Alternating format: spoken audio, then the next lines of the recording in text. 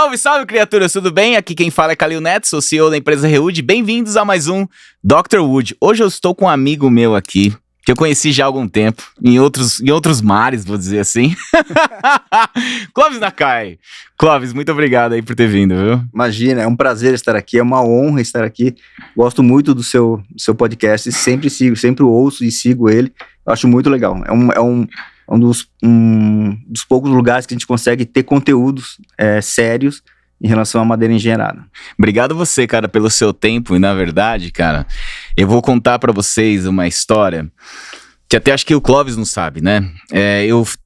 Todo ano eu vou pra Portland, do Mass Timber, né? E Clóvis veio aí com uma solução super interessante, que foi principalmente a CN, né, que ele vai falar um pouco da história dele aqui, mas uma das coisas mais importantes da madeira, e principalmente quando você fala em massive timber ou até mesmo em montagem de estruturas de madeira, é a hidrorrepelência do material, né? Entendam vocês que a água para madeira é muito difícil de você controlar, principalmente durante um elemento ou um prédio de 20, 30 andares que você está trabalhando com madeira, e a água ela causa, na verdade, vou dizer assim, uma baixa resistência da madeira e até mesmo pode interferir em módulo de elasticidade e seu comportamento ao longo do tempo. Um dos pontos principais que foi abordado em Portland esse ano foi realmente o controle de umidade. Cara, tinha mais de 10, 15 empresas só com equipamentos de controle de umidade, só com produtos de controle de umidade, porque esse está sendo cada vez mais importante, principalmente na imersão de novos prédios de madeira, que é o grande mercado que hoje a gente tem discutido aqui, principalmente aqui no podcast, né? Então, Clóvis, para a gente começar, eu acho que agora eu abri a importância da CN aqui dentro do Brasil, né, que acredito eu ser uma das únicas empresas, na verdade, que tem a tecnologia nano para atuar nesse ramo, né, conhecer um pouco sobre você, como você começou e conheceu esse mercado e até onde você está hoje. Legal, bacana. Obrigado, Kalil. Eu sou engenheiro civil, né? Sou tecnólogo em construção civil pela Unicamp, engenheiro civil pela FESP e também tenho MBA pela FGV de gestão empresarial. Então, no começo da minha carreira, eu comecei como todo engenheiro começa, amassando barro, indo para as obras, né? E acabei... Eu não comecei assim. É verdade. Você é uma exceção. Mas, assim, quem é engenheiro civil entra geralmente em obras, né? Eu passei uma temporada em projetos, fui para as obras, acabei entrando no ramo de petróleo, tá? Então, fui fazer refinarias, oleodutos, né? Terminais, e eu caí numa área muito interessante do petróleo. Ele é uma área que era uma expansão da refinaria que retirava enxofre do petróleo. Enxofre, cara? Enxofre. Fazia o que com isso? O enxofre é um poluente que está no petróleo, está na gasolina, está no querosene de aviação também. O que acontece, ele precisa passar por um reator, um catalisador para retirar esse enxofre da gasolina. Tá? As normas europeias, na época, haviam sido mais restringentes a esse tipo de emissão. Então, enquanto na Europa a nova lei já se falava em 5 partes por milhão, aqui no Brasil a gente estava em 500. Tá? Então a diferença era muito grande e a empresa que eu trabalhava, não vou citar o nome, mas a empresa que eu trabalhava era a referência no Brasil, ela decidiu baixar para 50. Para que isso seja feito, houve uma modernização nas refinarias, no processo produtivo do petróleo, e aí houve um investimento para se retirar esse enxofre e melhorar um pouco do ar. Para você ter ideia, o enxofre expendido pela queima do combustível, ele gera chuva ácida, né, e gera também problemas respiratórios, tá? Então, eu entrei nesse projeto e é muito legal trabalhar num projeto desse, porque você, né, tem o viés ecológico, você quer melhorar, né, o seu ambiente. Diretamente ligado à sustentabilidade. Exatamente, né? Então, foi muito legal, foi muito gratificante, né? Fiquei quase 16 anos da minha carreira, né, trabalhando nessa empresa. E aí, em algum momento, eu saí da empresa para procurar novos desafios e fui convidado para ir para fazer um prédio comercial na Faria Lima, né? Um prédio que tem uma baleia na frente, é o B32. Pequenininho aquele lá. Pequenininho aquele lá. Por sinal, esse cara me contou a história daquela baleia, cara. Aquela história daquela baleia é fantástica, cara. É sensacional, né? O empreendimento é do Rafael Birman, não tem problema em falar isso, né? Ele era o meu chefe direto, e aí ele é um empreendedor fantástico, é visionário, ele tem é muito interessante a história dele para quem quiser conhecer. E eu fiquei 3 anos lá. Aí você fala, pô, por que você saiu de lá, né? O projeto continuou depois de mim. Porque eu sofri um acidente, né? E isso foi um marco na minha vida, porque acho que na verdade foi uma mão de Deus mesmo. Porque eu tava voltando da obra, e tava de moto, e um padre me atropelou por trás. Eu nem vi o acidente. Fiquei 1 semana na UTI e... Nossa, foi feito. Foi. Eu não me recordo do acidente, não me lembro do acidente. E você imagina, um policial chegando na minha casa com a moto destruída, minha esposa, né, primeiro a saber aquele desespero todo que foi naquele dia. Então isso me fez repensar muita coisa. Devido ao acidente eu tive que sair da obra, porque eu tive um que eles chamam de hematoma subdural, né, e tive que operar para retirar esse hematoma, e eu tive que ficar em repouso absoluto. Nesse meio tempo, a Urben, que é uma empresa que eu trabalhei, me chamou para fazer umas entrevistas para gerente de engenharia. E eu expliquei que eu tinha sofrido um acidente, tava afastado e tal, né? E mesmo assim, eles insistiram e foi aí que eu conheci eles, viu, gente? No meio de uma reunião. Exatamente.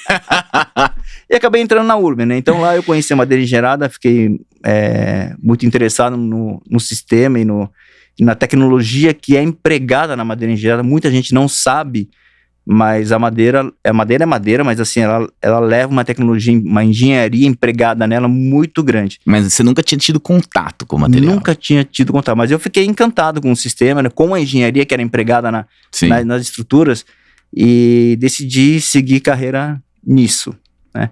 Fui pesquisando, fui aprendendo, aprendi muito com você, aprendi com todos os players que eu tive contato, né, li muitos livros, né, referente a isso, muita coisa de fora, porque não tinha tanta coisa no Brasil ainda, né, e fui me desenvolvendo. Em algum momento, eu encontrei um hidrofugante chamado Nanoskin, é um hidrofugante belga à base de nanotecnologia.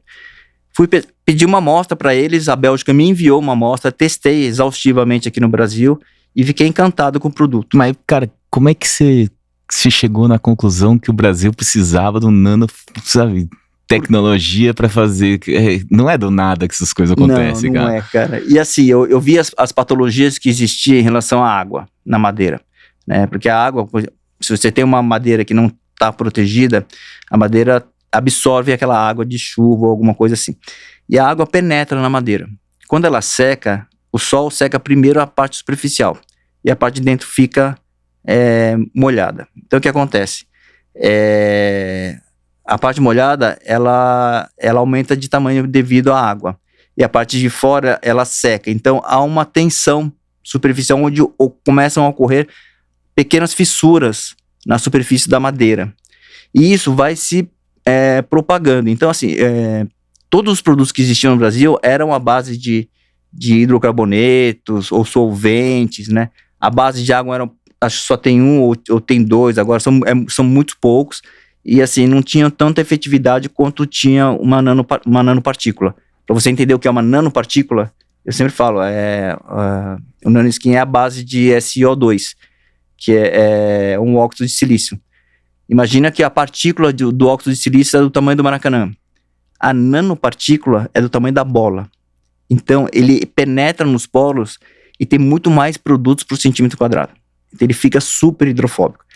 Deixa eu só abrir um parênteses aqui para o pessoal já, na verdade, se localizar. Na verdade, sim, gente, a madeira, quando ela é cortada direto da árvore, ela tem 100% de saturação. E o que é a madeira? São, na verdade, células que você tem a água externa e a água interna, tá? Quando a gente faz a secagem da madeira, a resistência da madeira aumenta além disso, o seu comportamento fica muito mais fácil ou mais trabalhável a ser realizado, por exemplo, para estruturas, para móveis, e por isso que a gente seca a madeira, para que você não tenha, na verdade, essa trabalhabilidade ao longo do tempo da própria estrutura. E existe um negócio chamado ponto de saturação das fibras, tá? Que é onde, na verdade, se tem a estabilização da própria madeira. O que Clóvis está falando aqui, na verdade, é uma penetração de um produto a qual realmente evita, que é isso que eu tô entendendo, Sim. a entrada novamente dessa água. Entenda que, gente, durante o processo e a vida, e uma vez que você escolhe madeira para você construir, ela nunca vai deixar de ser um ser vivo. Então ela pode sim trabalhar, e quando você, na verdade, abaixa desse ponto de saturação das fibras, ela trabalha muito menos, mas não que ela não mais absorva água. Né? São esses produtos a qual, na verdade, a gente está discutindo hoje aqui, principalmente com essa nova tecnologia de nanotecnologia, que é uma coisa super nova, né? Que a gente tenta, na verdade, evitar mais ainda essa travabilidade, por isso que é tão importante, na verdade, o nanoskin. Perfeito, Calil. O que você falou é perfeito, é exatamente isso que acontece. A nanopartícula é uma tecnologia, é uma evolução da tecnologia, muito difícil de ser feito. Para você ter ideia, demorou mais de 8 anos para que esse produto fosse desenvolvido, tá? Porque tem uma questão de ponto de aderência, e uma questão de como se fazer a nanopartícula. Você tem diversas formas de se produzir uma nanopartícula, né? Porque o difícil não é produzir, o difícil é fazer a ligação química de forma que ela fique, na verdade, impregnada ali. Exato. É igual perfume. O mais caro do perfume não é a essência, é o quanto tempo ele fica no teu corpo. É isso que é o difícil. É o fixador. Exatamente. É exatamente isso. E assim, você fixar numa matéria orgânica é diferente de você fixar em uma matéria inorgânica, né? São ligações diferentes, a química é diferente. Isso que o cara tá falando, nem ele é químico. Eu achei que ele era químico, na verdade. É nem isso, mas é que eu estudei o produto. Mas quem veio do petróleo pra madeira tá ótimo, né? É verdade. Já foi uma boa evolução. Mas então foi isso, né? Então esse foi o início, né? Então assim, quando eu tava na URB, eu até perguntei para eles se eles queriam ser representantes na América do Sul, aqui do que eles estavam procurando um representante aqui no Brasil. E no caso, é lógico, né? A URB é uma empresa de madeira engenheirada, produz, mas não é o foco dela ter um hidrofugante desse nível, né? Então, eu achei uma oportunidade, eu pedi demissão da URB, eu saí da URB para abrir essa empresa, e por coincidência, eu abri uma empresa também, que é a CN1, que é uma empresa de projetos com o Estúdio Fornale, que é um escritório de projetos na Itália, que já trabalha há muitos anos com madeira engenheirada. Eles têm a experiência de fazer prédios de madeiras em altura, né, o que não existe ainda no Brasil. Logo vão ter prédios que estão em projetos. Existe, cara. Ah, é verdade. Existe um apenas. E se vocês quiserem saber mais sobre o Fornale, a gente já gravou um podcast aqui, vocês podem puxar por aí. É verdade. O único prédio que existe é a Dengo. Sim. Né? Que foi montado e feito por você, né, Calil? E eu acho que é muito legal, ela abriu muitas portas, tá? Ela é referência hoje, né, até para os arquitetos que querem conhecer um pouco da tecnologia. Tem muita visitação, eu sei que tem muita visitação lá na Dengo para ver a estrutura, e eu acho isso muito legal, né? Foi um marco para nós, né? E foi uma coisa que vou falar para você, que na época, e eu falo, né, que todo o meu melhor projeto sempre vai ser o próximo, né? Porque é da experiência que a gente pega. E na época, o meu maior problema lá na Dengo foi realmente a umidade durante a construção da própria Dengo. E se a gente tivesse tecnologias como essa cara, entendendo diretamente isso, bicho, hoje a gente consegue fazer, e a Dengo bateu 6 anos, né? Então, assim, hoje a gente consegue ter uma experiência muito melhor, uma tecnologia muito maior, e isso, na verdade, eu acredito que é a maturidade do mercado crescendo, com pessoas de olho nisso e apostando realmente no desenvolvimento do mercado, cara. Eu acho fantástico isso. Não, você botou um ponto muito bom agora, Calil. O mercado, né? Tudo é necessidade, né? Então, assim, o mercado demanda, existe uma necessidade, então os produtos são desenvolvidos para suprir essas necessidades, né? É o caso do nanoskin, foi feita a mesma coisa. O caso é que o mercado europeu se desenvolve, ele tem uma curva de desenvolvimento muito legal de você ver. Em algum momento, ela teve um deslanchamento muito grande, crescimento exponencial. Crescimento exponencial, mas foi assim, impressionante, né? Conversando com o pessoal da Europa, como é que foi esse momento, né? O que foi o gatilho que disparou essa demanda tão grande, né? Primeiro, a maioria fala que foi a equiparação de preço, tá?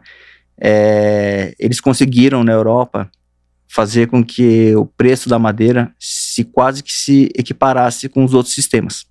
Mas isso através de incentivo também fiscal. Isso, exatamente. Né? Incentivo fiscal, mas para mim, antes disso, não é só o preço, é a conscientização das pessoas do impacto a qual o material está sendo utilizado para a construção civil. Perfeito. Então, primeiro é a conscientização para depois realmente ver o preço. Eu acho que é isso, na verdade. O preço é a consequência. Exatamente. É isso aí. E aí, com o preço competitivo, você consegue entrar no mercado. Exatamente. O que acontece é que o mercado brasileiro olha muito para preço, tá? Você sabe tão bem quanto eu, você passa por isso, né? Nossos clientes, para ser viável o negócio, ele passa pela viabilidade. Tem que passar pela viabilidade, né? O material da madeira, eu acho que é o material do futuro. Essa curva que ocorreu na Europa deve ocorrer no Brasil. Eu não sei em que momento, mas nós da associação estamos tentando acelerar ao máximo. Por quê?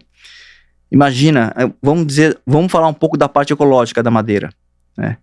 Hoje o concreto e o aço, o que ela faz? Ela pega o carbono, é um gás do efeito estufa, certo? O CO2. Você pega tanto o concreto quanto o aço, você pega o carbono que está estocado na natureza e joga ele no meio ambiente, tá? A madeira faz o reverso. Ela pega o CO2 que está no meio ambiente e aprisiona, né? Então, eu acho que isso é uma grande vantagem da madeira. E outra, o pessoal fala, pô, mas tem um problema do desmatamento, uma série de outras coisas. Pô, eu acho isso aí eu acho que é uma falta de informação do pessoal.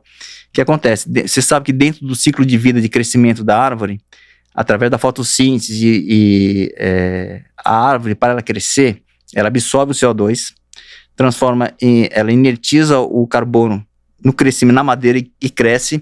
Ela gera com isso, gera energia para ela crescer também, tá? E em algum momento, quando ela já cresceu, ela devolve esse CO2 para o meio ambiente, tá? Então, ela não é que ela não absorve, mas ela absorve muito menos, ela devolve quase que tudo que ela absorve, ela devolve. O ideal é que a gente utilize essas áreas de plantio, não são áreas para desmatamento, né? Então, você corta, são fazendas de madeira, onde você corta, replante e recomeça o ciclo de absorção. E essa madeira que você corta, você tem opções, você pode virar carvão, pode virar um monte de coisa, mas se ela virar uma madeira engenheirada ou alguma estrutura que vai se perpetuar por 100, 150 anos, 200 anos, tá? Nós temos estruturas no mundo com mais de 1000 anos, tá? Você consegue retirar grande parte do carbono do meio ambiente. E isso é uma coisa que a gente tem que olhar um pouco mais, e é um legado que a gente tem que deixar para os nossos filhos, tá? Isso é uma coisa que pouca gente sabe. Então, assim, para entender, a madeira é bom, não é ruim, tá? Então, assim, o mercado tende-se a desenvolver. Eu falo de fazendas de árvores, de pinos, de eucalipto, porque você tem áreas também que são utilizadas para plantar comida. E assim, então assim, é ruim, é proibido ter essas áreas? Lógico que não. Eu estou usando essas áreas para criar moradias, para plantar material para moradias. E são materiais, são renováveis. Ele entra no esquema de economia circular. Depois da madeira, depois do edifício ou da casa que você utiliza a madeira, você pode utilizar esse material para outros fins, que não seja a queima ou a devolução direta para o meio ambiente. Você pode utilizar para estruturas menores, para fazer outros tipos de coisas e perpetuar essa madeira por mais tempo. Então isso vai ajudar, cada um tem que fazer a sua parte, né? Cara, eu acredito 100%, e até tem vários pontos que eu anotei aqui, que é necessidade. Na verdade, a necessidade de que a gente fala é a construção de habitação, e a gente já tem o déficit habitacional. Então existe sim a necessidade. O que eu falo é que todo produto se cria através da necessidade, e a sua manter ele no mercado se dá através da sua evolução. Ponto. Então a necessidade de se criar casas e a sua evolução seria o produto industrializado. E por que essa evolução? Através da necessidade da descarbonização a qual a gente tem. Tá certo? E quando você fala em ciclo de produto, que é isso que você está falando, o uso do produto, e quando a gente fala em construção, por exemplo, madeira, ninguém constrói uma casa para durar 5, 10 anos. Se constrói pela eternidade. E por isso que o produto dentro da necessidade e dentro do que ele faz, já atuando na necessidade e além de atuar na necessidade, que é a construção de novas casas, utiliza a descarbonização, dá um link muito perfeito da conscientização do uso do material madeira engenheirado.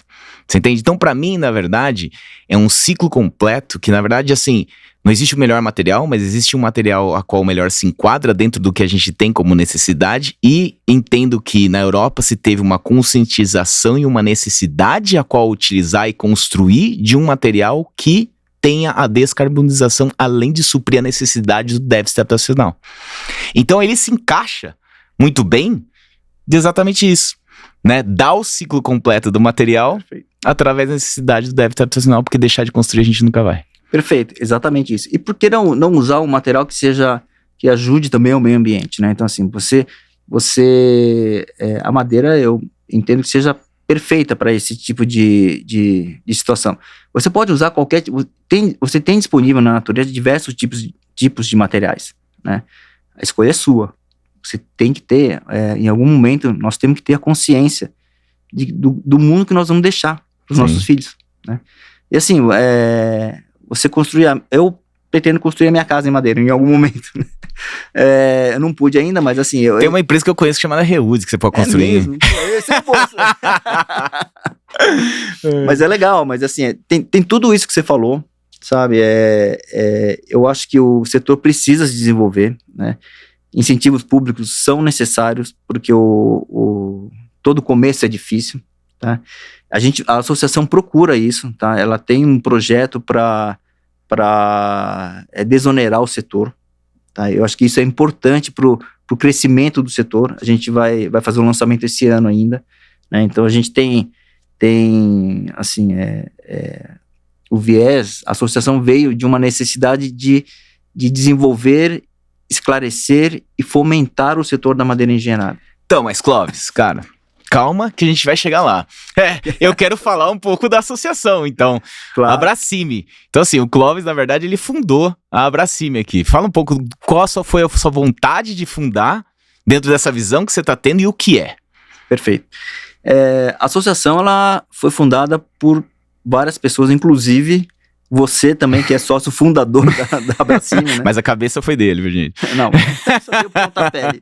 Mas, assim, o setor entendeu que há uma necessidade de ter uma voz para o setor, né? E aí a gente vem defendendo muito a utilização da madeira na construção civil, né? Hoje, a construção em madeira ela representa menos de 1% do mercado brasileiro de construção, né? Você imagina, né? Qual é o potencial que existe de crescimento em madeiras engenheiradas, né? A gente está só no começo, né? A Abracime, ela tem ainda muitos desafios, é uma caminhada longa, não vai ser de 1, 2, 3 anos, tá? Ela vai ficar muitos anos aqui.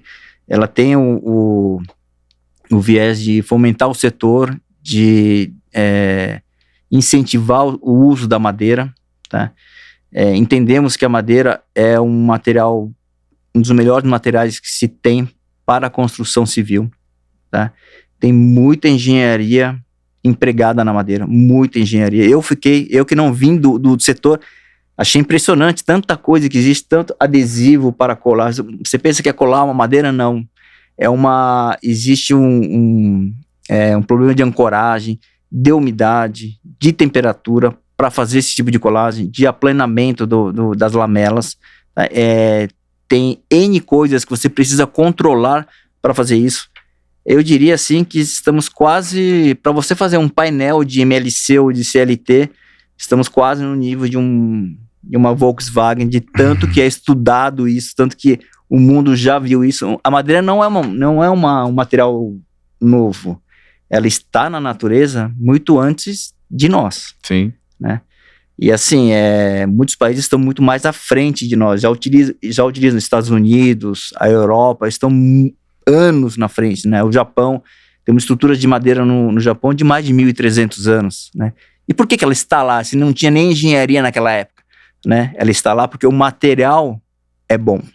O material, qualquer material, se for bem utilizado, se tiver uma tecnologia empregada nela, ela se perpetua. Tá? A madeira tem um viés de aprisionamento de carbono, é ecológica, é renovável, é tudo de bom, né? Então, assim, eu não vejo nada que desmereça a madeira, tá? Em relação a materiais estruturais ou alguma coisa desse tipo. Além disso, ela é linda, né? Eu acho bonita demais. Você fazer uma casa de madeira é sensacional, né?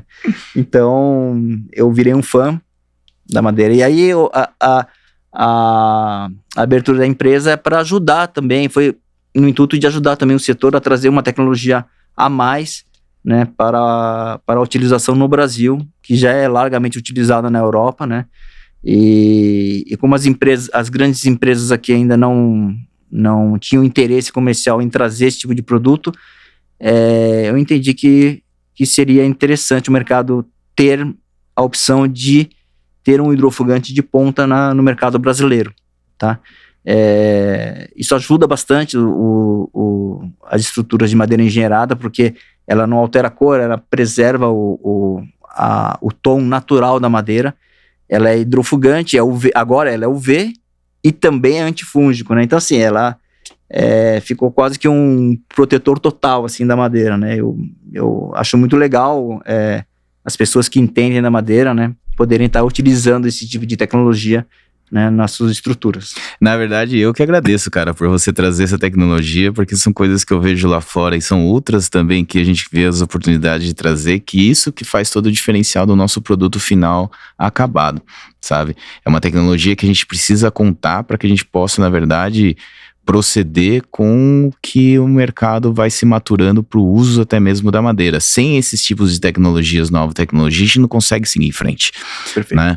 Eu acho que esse desenvolvimento, que é um desenvolvimento tão específico, é claro que a gente poderia fazer esse desenvolvimento no Brasil, mas lá faz muito mais sentido não somente pelo que você falou, que o mercado está muito mais maturado, tem uma coisa muito mais, com volume cúbico muito maior, e a gente ainda é muito pequeno, mas a gente precisa disso, e pessoas como você com essa visão, para que possa trazer, na verdade, essa tecnologia para que quando a gente fizer aqui, não cometa os mesmos erros que eles cometeram lá. É a necessidade. Né? Eles precisaram criar isso porque estava concorrendo erro de umidade e, cara, isso na verdade é uma coisa que você adiantou 4, 5 anos da eventual maturidade do mercado aqui, dos erros que tem, e por isso que é tão importante a gente estar sempre atualizado nesse tipo de informações e novas tecnologias que a gente tem, sabe? Eu acho que é importantíssimo, né? E já falando da Abracime, da associação, na verdade, Clóvis, eu acho que, de forma geral, para eu como Reud, ou eu como Kalil, ou até mesmo como Dr. Wood, falando do mercado é uma coisa, né? Quando a gente tem, por exemplo, a união de várias empresas dentro do mercado com o intuito de trazer a informação de um dos países, pelo menos do único país que eu conheço que chama nome de madeira, que é Brasil, que se pouco utiliza de 1% do mercado da construção, como você falou, né? Trazer essa comunicação para que as pessoas, na verdade, se sintam mais à vontade, principalmente através de normativas e através do desenvolvimento de comunicar não somente o cliente final, mas também as normas e as pessoas que são responsáveis, por exemplo, com o fogo, né? São os bombeiros, né? De que esse é um produto que que ele deve ser utilizado, né? E vocês têm que abrir, na verdade, essa mata mais densa para que a gente possa correr com o resto, sabe? Eu acho que é importantíssimo esse tipo de associação, né? Não, perfeito.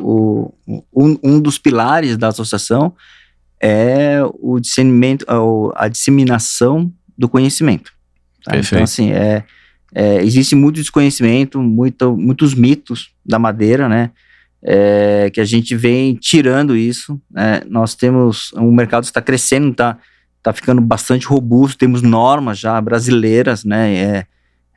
A 7190, né? Que passou por uma revisão recente, e tem muita coisa andando, mas tem muita coisa mesmo andando, tá? Estamos trabalhando em NBRs para desenvolver novas NBRs direcionadas à madeira também, tá? Então, a parte de bombeiros, nós estamos participando de alguns seminários de bombeiros, porque o bombeiro já entendeu que a madeira, ela é um material como outro qualquer, né?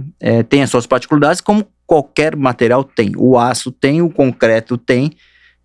Para você ter ideia, a madeira protege o aço, né? As conexões. Sim, né? Então, sim. assim, é muito legal, né? A engenharia que é impregnada nos projetos, você tem um setor de projetos na sua empresa, você sabe como que é, e tem muito conhecimento e tecnologia empregada nisso. O bombeiro entendeu isso, né? E ele já tem, recentemente foi feito um expediente e um adendo à norma da IT8, onde fala um pouco da madeira, né? Mas mesmo assim é uma constante evolução, tá? A gente já vai entrar com um pedido de revisão também em cima disso, para que as novas tecnologias sejam incorporadas nessa norma também, e a gente vai evoluindo. Lá fora está mais evoluído, mas a gente quer trazer esse conhecimento para dentro também do Brasil, para que não haja uma barreira, né, do mercado brasileiro. Lá fora se conhece muito mais, eles estão muito mais desenvolvidos, as normas são muito mais robustas e mais flexíveis em alguns pontos, né? A gente entende que o Brasil ainda está numa caminhada de conhecimento, então a gente está ajudando também o Corpo de Bombeiros e as outras normativas técnicas a irem por um caminho, né, técnico correto. Né? O que a gente não quer é que haja desvios nesses caminhos, né? Mas a gente quer que as coisas saiam corretas, sejam certas, né? A parte técnica tem que valer muito nesses pontos, né? Como o Clóvis falou, eu acho que eu sempre, no meu mestrado, acho que eu escrevi isso, que tem, na verdade, num museu de Leonardo da Vinci, que eu fiz meu mestrado na Itália, né? E tem uma área que fala assim, colar é arte. E tá apertando, cara, é só uma área só de colagem, só de colas. E a primeira frase assim, colar é uma arte, manter duas superfícies juntas é uma arte. E não é diferente da madeira, né? Eu acho que a qualidade não é simplesmente pegar duas peças e colar da forma geral, e achar que aquilo é um elemento que pode ser utilizado para elemento estrutural, é uma coisa que tem que ter um entendimento muito importante. E eu acho que a Abracime é isso que a associação, na verdade, tem que comunicar, né? Como se fazer, como fazer e de forma, na verdade, entender o mercado e para onde ele está indo. E nessa pergunta aí, Clóvis, como você imagina esse mercado daqui 10 anos, cara? Tomara que crescendo, né? Já que eu tô aqui, né? Sem dúvida.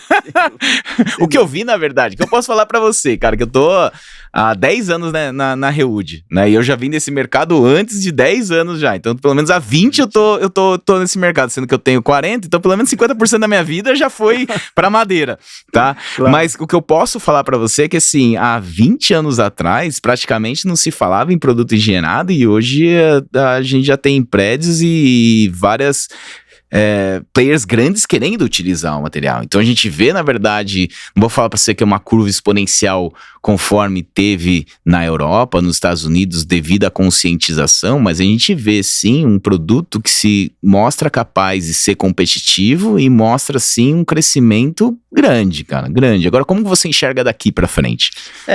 Eu acho que a gente não vai ter uma curva igual da Europa, né? Mas eu acredito bastante que nós vamos ter uma guinada, tá?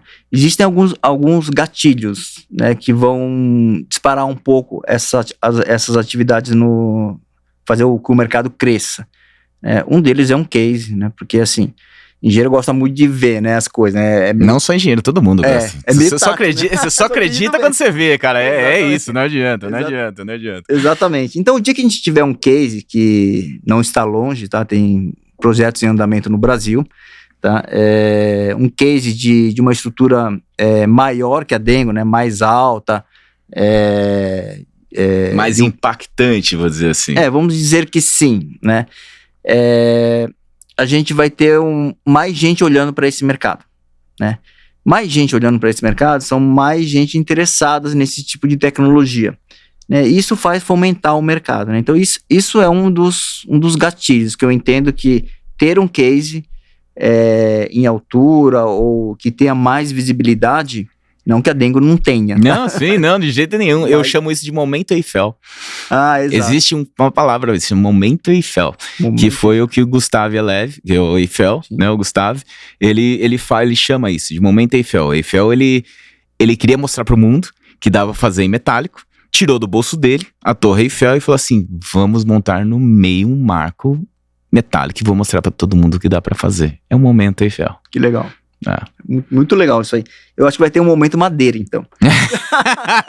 A gente vai conseguir fazer isso. Pode ser. E não tá muito longe, tá, Calil? Assim, até os seus projetos que você faz, você sabe, né? Você tem projetos bem relevantes, né? Então, em algum momento nós vamos chegar lá, tá? E aí eu acho que esse mercado deve abrir um pouco, mas não é só isso que vai abrir o mercado, tá? Eu acho que a oferta tá muito relacionado à oferta e demanda. Tá? O mercado tem que abrir, mas também tem que ter uma maior produtividade, né? Então pense em ampliar a sua fábrica. E porque eu acho que é inevitável a gente ter uma curva ascendente de abertura de mercado. Tá? A gente a associação trabalha nisso, tá? Então a gente já tem projetos icônicos sendo feitos, em execução hoje, tá? Não vou falar quais são, mas assim, tem projetos que vocês vão ouvir sair em jornais, em telejornais, né, logo mais, e eu acho que vai ser muito bom para o mercado, né? E o mercado vai ter um pouco mais, o mercado da construção civil vai olhar um pouco melhor para a madeira como engenharia. Tá? Isso deve abrir bastante mercado, deve trazer mais profissionais para o mercado também, isso faz com que o mercado cresça, né? É meio que são ondas, né? Ondas de abertura, né? Então, assim, esse é um dos momentos. Eu acho que a gente também tem que desmistificar um pouco a parte dos investidores, né? Os investidores, eles têm muitos temores, né? Lógico, é ele que está colocando dinheiro, é ele que está fazendo as coisas, ele quer o retorno sobre o investimento, né? Isso ele olha muito para isso. Lógico, ele é um investidor, né? Trazer um pouco de segurança, uma desmistificação do produto para ele, faz com que esse pessoal se encoraje também a investir no setor, tá? Lá fora, você enxerga muito disso, tá? Lá, esse tipo de medo já não existe lá fora. Tanto que você tem prédio da Google, prédio da Microsoft, de empresas gigantes que têm as suas sedes em madeira engenheirada. Uhum. Tá? Da Volvo. Da Volvo, que é sensacional. Foi fantástico aquele projeto. E é isso mesmo, né? Assim, a gente tem políticas públicas voltadas à França, se eu não me engano, ela tem um programa que acho que 50% dos prédios públicos tem que ser em madeira. Né? Então, assim, a gente não espera que isso ocorra no Brasil, mas assim, a gente precisa também de um incentivo público também para que o mercado se desenvolva mais, pelo menos nesse começo do mercado. Tudo isso todas essas iniciativas vão fazer com que o mercado se desenvolva mais rapidamente. Tá? Então a gente batalha bastante em cima desses pontos que eu te falei. Eu falo para você que eu aprendi uma coisa muito legal da última vez que eu fui para Portland, né? Eu tive contato com umas pessoas, grandes players do mercado, consegui ir numa festa do Michael Green. Pô, que legal. Conheci ele veio me cumprimentar. Porra, um cara que eu tomo como premissa que foi o cara que colocou os prédios de madeira em vista a todos, né? E foi um cara, assim, que eu sempre tive vontade e me espelho muito, tanto nas apresentações dele, de como ele propõe as coisas, sabe? Também o Eric Cash, né? Eu tive a oportunidade de estar lá junto com ele e conversar com ele. E foi legal que, assim, pra mim existem 3 tipos de pessoas, né? Deixar de jogar lixo, e eu vou pegar como uma cultura. Deixar de jogar lixo pela janela do carro, não é 100% que vai deixar, tá certo? A diferença é que existem 3 tipos de pessoas. A pessoa a qual simplesmente olha aquilo como uma coisa normal. Tem a pessoa a qual realmente xinga, mas não faz nada a respeito. E tem a pessoa a qual pega o lixo no chão e joga no lixo onde deve ser. Sabe? É uma questão assim que a gente nunca vai deixar de utilizar o concreto e o aço, mas sim que teremos que criar mais pessoas que peguem o lixo dos outros e joguem na lixeira. E é exatamente isso ligado ao nosso material, sabe? É mudar um pouco da informação e da cultura e trazendo essa informação de descarbonização e essa conscientização de mudanças climáticas, principalmente devido à emissão de CO2, lembrando que a necessidade de construir nunca vai deixar de ser feita, né? Tem que existir uma parte muito maior para que a gente possa já ter o equilíbrio, que é isso que você está me falando. Exato. Né? Então a gente tem que atuar em várias formas diferentes para que a gente conscientize as pessoas e realmente tenham também aberturas em vários, seja por normativa, seja pelo bombeiro, seja por N coisas diferentes, que as pessoas entendam que isso é uma solução. Né? E o deixar de utilizar ou não deixar de utilizar é o que qual dos 3 tipos de pessoas você é. Então, né? são as escolhas, né? São as escolhas, exatamente. Nós temos que fazer as nossas escolhas. Né? Sim. E assim, a gente nunca pensou a gente nunca enxerga o concreto ou o aço como concorrentes. A gente sempre se posiciona como mais uma opção para o mercado fazer do jeito que ela acha que tem que ser feita, entende?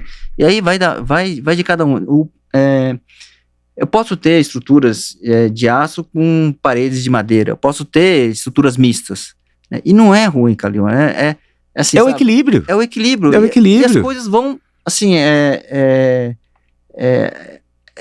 eu só não quero deixar da madeira ser esquecida. Não, de jeito nenhum. Eu acho que é exatamente isso, Clóvis. É assim, toda vez que todo mundo pensa em construção, pensa em aço em concreto. Aço em concreto, aço em concreto. Cara, todo material tem a sua utilização no lugar correto. E o que a gente tá falando é que existe um lugar onde a madeira, dentro desses 3 materiais e seu equilíbrio, é melhor do que esses outros 2 materiais e que deve ser sim empregada. E quando a gente tiver, acredito eu, uma grande utilização desse material por ser um produto industrializado, a gente vai conseguir ser mais competitivo do que a gente é hoje. Sem dúvida. É uma questão de tempo e maturidade e conscientização das pessoas a qual realmente querem ou fazem parte de construir e concepcionar com madeira. Eu acho exatamente isso. O que a gente fala, o que eu falo sempre assim é que você tem que fazer suas escolhas, né?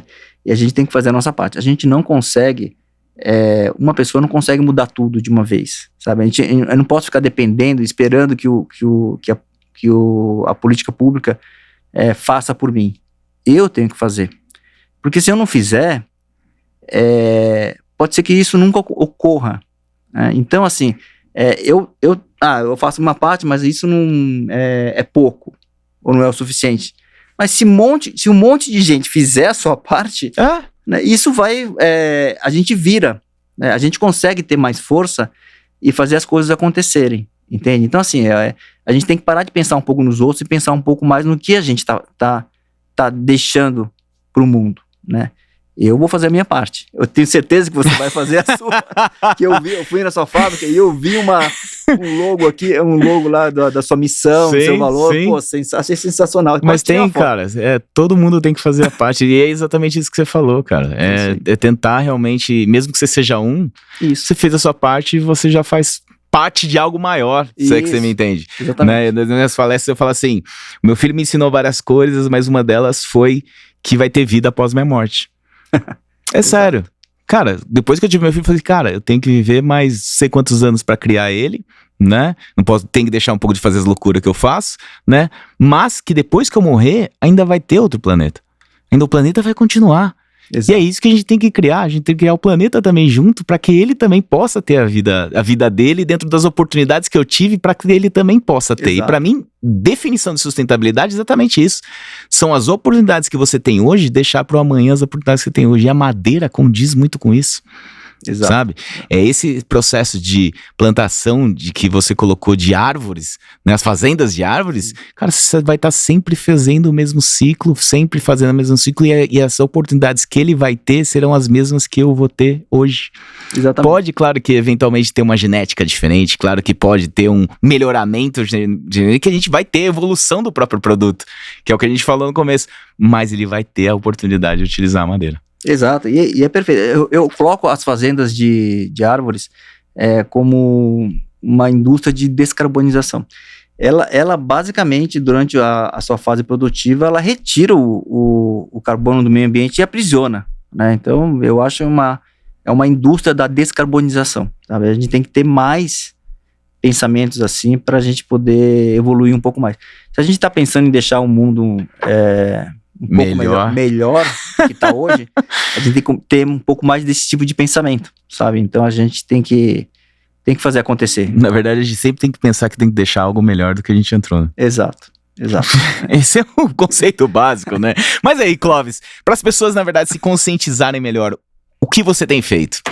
A gente tem divulgado bastante, né, a associação. A gente vai participar de uma sequência de palestras em feiras, né, para poder atingir um público mais direcionado ao nosso setor e tirar um pouco até do que a gente conversou aqui, né, desses mitos que existem sobre a madeira. Chama de preconceito. Preconceito por definição é a falta de informação que as pessoas têm. É isso aí. É a falta de informação. Porque assim, a madeira evoluiu tanto. Eu fiquei muito surpreso com a evolução da madeira. Ela evoluiu tanto e o que eu aprendi, eu gostaria de passar isso um pouco adiante. O pouco que eu conheci, né, da madeira, porque tem tanta engenharia nela que eu não sei tudo da madeira também. Tem tanta coisa nela que é um universo muito grande, né?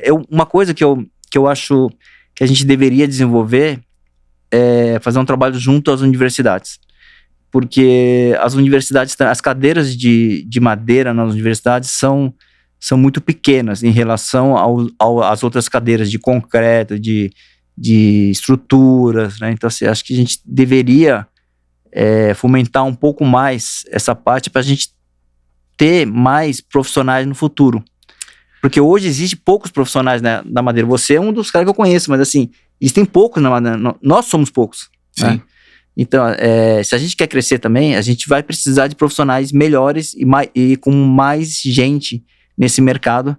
E a universidade é um caminho para isso. Cara, eu tenho certeza disso. Até hoje é sexta, eu tava... Na quarta-feira eu fui para a Unicamp, lá em Campinas, dar uma palestra lá pro pessoal de engenharia civil, convidei também o pessoal de arquitetura. Cara, e tem grandes pessoas, assim, bastante gente querendo aprender sobre madeira. O problema é que aqui, com uma aula você não faz muito, mesmo que for uma aula de 3 horas, que foi o que a gente falou, não faz muito, né? E até fui convidado pela Unicamp como sendo professor especial, cara, e foi fantástico a experiência que eu tive, porque foi com a Gabriela Celani. Cara, eu aprendi de arquitetura, e eu ensinei os arquitetos também sobre concepcionar em madeira. E entenda que as pessoas de lá não estão aptos a ensinar. Então acho que tem que ser desde lá do começo, sabe? Desde a universidade, cara. Poucas pessoas, até os arquitetos que eu entrevisto aqui, o pessoal fala, você teve madeira? Não. Se teve um mês, uma semana de madeira, sabe? Eu acho que é isso cada vez mais a gente tem que incentivar para deixar mais público as informações de como desenhar, como fabricar, o que é o material, sabe? E até mesmo fazer eventos, né? Exato. É um caminho, né? O que eu vejo, Calil, esse é um dos problemas que eu vejo. Por falta de conhecimento, os projetos iniciam em concreto e depois querem transformar em madeira. O projeto tem que começar em madeira. A concepção eu falo isso, tem cara, que ser... Eu falo isso. Um prédio nunca será de madeira se for concepcionado em concreto ou aço. Nunca será. Exato. Por isso, ele começa num conceito de materiais, resistências, performances diferentes, né? E quando você tenta virar para um outro material que tem uma característica totalmente diferente, o projeto tem que mudar. Eles tem que pegar aquilo lá, jogar fora e começar de novo, porque o conceito do projeto é novo, é diferente, né? Então, eu acho que eu vejo muitos projetos não indo para frente por desconhecimento. Não, até o jeito de concepcionar. O jeito de concepcionar é diferente. E também entendam que eu tenho um cara muito... que eu sigo muito ele, que é o Charlie Brown, né? O Charlie Brown fala que toda decisão é uma renúncia. Então, se você escolheu, na verdade, utilizar a madeira, você tem que renunciar por várias outras coisas a qual o aço e o concreto se podem fazer, né? Quanto diferentemente também, quando você utiliza o aço e o concreto, você, na verdade, renuncia de algumas coisas que você pode fazer. Mas o nascimento dele tem que ser diretamente para o material que está sendo concepcionado. Exato. Isso é muito importante. Muito importante. Aí, a maioria dos projetos que eu vejo que nascem em madeira, concepcionados em madeira, vão muito mais para frente. E assim, alguns são executados, são aprovados, Isso evita a gente parar no meio do projeto. A gente chega num ponto onde a viabilidade acaba barrando a madeira. E se ele fosse concepcionado em madeira, ele teria passado. Sim. Sabe? Então, assim, esse é um dos pontos que a associação trabalha também. Mas são através dos momentos Eifféis. É através das referências. Exato, Você entende? A gente tem que fazer cada vez mais estruturas grandes para que se tenha alta relevância, para que a pessoa olhe aquilo e fale assim, entendi como é que funciona. E tenha, na verdade, a possibilidade de passar e ver, e ter o tato e entender quais são as soluções que são adotadas. Perfeito. E é isso. Perfeito. Eu acho que é isso. É isso mesmo. E uma das coisas que eu falo pra você, por exemplo, que vocês fazem é o Wood Day. Eu acho que é interessante, sabe? Aquele evento que vocês fizeram, que foi exatamente isso que eu falei. Fala um pouco mais sobre o evento. O Wood Day, ele era um projeto que, quando eu saí da Urban, eu sempre quis fazer o Dia da Madeira, né? Seria, assim, o dia que a gente pudesse reunir o pessoal da cadeia da madeira, né? Inclusive arquitetos, investidores, produtores, pra gente, em um lugar onde a gente pudesse falar sobre madeira, né? Aí eu conheci uma pessoa, o Casari, né, da Saint-Gobain, um cara muito legal, Cara fantástico. Sensacional. É fantástico. Eu acho ele sensacional, é amigo meu, tá? A gente fala, inclusive, nos fins de semana, assim, a qualquer hora, né? Assim como a gente também é um cara fala. fantástico, é um cara fantástico. E ele, sabe, ele abraçou de uma forma a parte da madeira, que tudo que a gente precisa, ele quer participar ou estar junto, né? Isso é uma tendência e é um futuro a madeira, tá? Ela vai chegar, eu não tenho dúvida disso, ela vai chegar de uma forma escalada muito maior do que a gente vê hoje, né? E aí eu falei com o Casar, eu queria fazer um projeto onde a gente pudesse reunir os arquitetos, os produtores, o pessoal que conhece da madeira, para trocar um pouco de conhecimento, né, e fazer um pouco de network também, que eu acho que é importante para o setor se desenvolver, né? A gente saber o cara crachá, saber quem é quem, né? Pô, você é o CEO da RU, mas eu nunca vi o Calil, sabe? Trazer e as pessoas conhecerem você, conhecendo o pessoal, eu acho que é muito legal, né? Então, o projeto nasceu assim. E aí eu falei pro casal, olha, não tem um centavo pra fazer isso, né? Mas se você me ajudar, a gente consegue fazer, né? E aí ele levou esse projeto pra Saint-Gobain, né? E disponibilizou uma unidade que eles têm em Capivari, onde tem um auditório muito legal lá, Tem um né? puta legal. Nossa, é um laboratório, né? E é muito, pra quem não conhece, se tiver a oportunidade, vá. Vale muito a pena. Vale muito a pena. E aí a gente levou todos pelo menos os principais arquitetos que a gente conhecia, né, para lá, saiu o ônibus de São Paulo para lá e fizemos um dia da madeira, tá? Então foi muito legal, teve muito, muito retorno, isso tem até no YouTube alguns vídeos desse dia, né? Então, assim, é uma forma de a gente poder divulgar um pouco a madeira, né, pro setor da construção civil, né? E eu acho que vocês têm que fazer todo ano, cara. Então, a gente tá planejando fazer ainda esse ano, talvez no começo do ano que vem. A gente tá procurando um lugar, mas vai ser em São Paulo já, né?